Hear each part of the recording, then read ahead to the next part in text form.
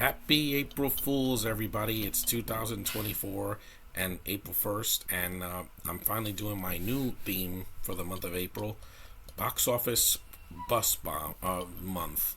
Every movie I'm reviewing, well, except for Godzilla X Kong and some others maybe, are gonna be box office bombs that came out in the theater. So no TV movies and no direct to video or streaming.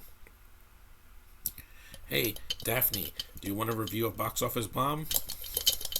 Yes, she says yes. So let's review a box office bomb from 1999. Yeah, this is also a box office bomb, the Marvels. So I want to keep up with this theme. I've tried to do this theme a couple years ago. It didn't work out, but this time I am. This is a 1999 American action thriller film directed by Scott Silver, starring Claire Danes, Omar Epps, and Giovanni Ribisi in a very strange performance, but we'll get to that. Based on a television series, which I never saw, by the way. Actors Peggy Lipton and Clarence Williams make cameos. And that is the 1999 flop, The Mod Squad. Wait. There we go. The Mod Squad. Undercover. Now, the gimmick of this month is to see if the movie deserved to flop or it didn't. I don't think this deserved to flop. I've seen worse adaptations of TV shows. This was passable. For me, anyway. I never saw the show. I had very low expectations going into this. And there was things I liked about it. I like Claire Danes as the lead girl. You couldn't get any more feminine than her at that time. Because there was no Margot Robbie in 99 or The Hobo or Felicity Jones or any of that. Even Karen Gillan wasn't an actress yet in 99 because she was a teenager. This was... I was 14 when this movie came out in March of 1999. The budget was 50 million. Only made 15.4, so it's a flop. The figures don't lie, and the plot is simple. This is the plot in a nutshell. It's very short.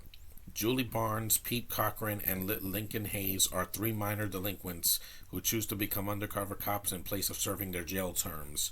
When their superior Captain Adam Greer, Dennis Farina, he was filming another movie, so that's why he is murdered. The trio set out to find the real culprits. And I think that, the movie is short. It's only 99 minutes, 92 minutes. It's not 2.5 hours like most crime drama or action comedies are now. I laughed a couple of times, for what it was, for what it's worth. You have a really good supporting cast. You have Josh Brolin, Michael Lerner, may he rest in peace, Richard Jenkins, Sam McMurray. You have Eddie Griffin in a cameo, and Dennis Farina, like I said before, he's only in the beginning. Steve Harris, yeah, there's a lot of good actors in this movie, so it's not a terrible thing. The one thing that really sucks in this movie is Giovanni Ribisi's character. He has these tics and repetitive nature that really takes me out of the movie. I'm like, he's just really weird in the movie. He's acting like he's the Joker.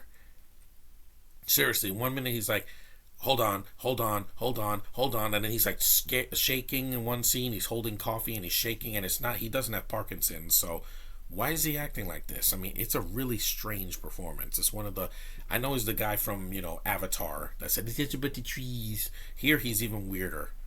He's basically like the discount Jared Leto because he's just very strange. It's one of the strangest performances I've seen. I didn't like Gary Oldman in Lost in Space, but it wasn't a strange performance. It's just not Dr. Smith. Here, I don't know how this character is in the TV show. What's his name? Pete Cochran. He can't be this weird in the show because the show was not. It was more serious. It was not a comedy. Yuck yuck. And it's rated R, so there's language in the movie. There's some nudity. Claire Danes, she has a scene in her underwear. That's always a plus for us guys because she's not a lesbian. Always liked her. I always thought that she was a good actress, even back in the 90s. This film was a box office bomb. That's what I'm looking for. Not hits like Godzilla X Kong. That'll be a separate review. Grossing only 15 million. Rotten Tomatoes gave it a 3%. It is not a 3%. I've seen Disaster Movie. That is worse. And that movie made more money than this. How? I don't know. And that was in 2008. The Mod Squad aims for a stylish and cool and thrilling adventure. That's all I wanted. Thrilling. I didn't want to be bored out of my mind. I've seen worse TV adaptations than this. Worse. based on either cartoons or movies, like Inspector Gadget and Lost in Space and The Avengers. Not the Marvels, The Avengers, the Avengers show from the 60s, that British show. That was freaking boring, and it came out a year before this. And, you have good actors like Uma Thurman and Ray Fiennes, and they have no chemistry. Here, the cast is fine together, except for Giovanni Ribisi. He's in another world. He thinks he's the Joker. And it says it collapses in an incoherent jumble of dated source material and unintentionally hilarity. Yes, that's exactly why I enjoyed myself, because it had unintentional laughs in it. Because Ribisi's so weird that I was like, what is this? This is so strange. You know who would have been better in this role? Johnny Depp. He knows how to embrace the weird and absurd isms without making it be cringe. Or even Jim Carrey or even Leto himself, it would have been better than this. Instead of getting him beat up in the movie, Fight Club, he could have done this. Couldn't have been any worse of a performance, because at least Leto won an Oscar. The film was nominated for a Razzie for Worst Screenplay. I don't think it's the worst screenplay. I laughed a couple times, and I think the plot is coherent enough. It's not Shakespeare, but it's not like I'm completely confused. And it's not The Happiest Millionaire, which I'll get to. I'll review that probably at the end of the month. I want to rip that movie apart. It lost to Wild Wild West, which I think is worse, because you have Will Smith naked in a water tower, and it's got sex jokes and gay jokes for no reason except to be edgy, and it's stupid. At the 1990 Stinkers, it was nominated for 4 awards. Worst Picture, I don't think it's a worst picture, not even close.